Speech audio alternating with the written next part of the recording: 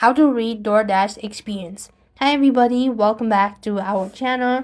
In this video, I'll be showing you the procedure on how can you read DoorDash experience. So first thing first, what you want to do is log into your account. You can read your DoorDash experience by opening the app after a delivery. So which prompts you to read both the dasher and the store itself.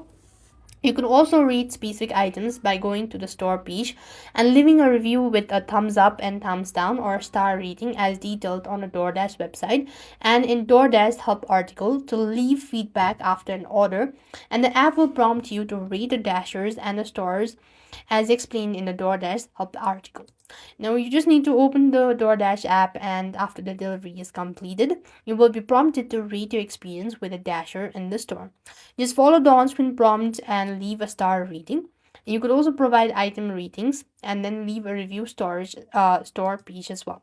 This is how you could read a DoorDash experience. I hope the video was helpful. Make sure to like, share, and subscribe. Thank you for watching. See you in the next video.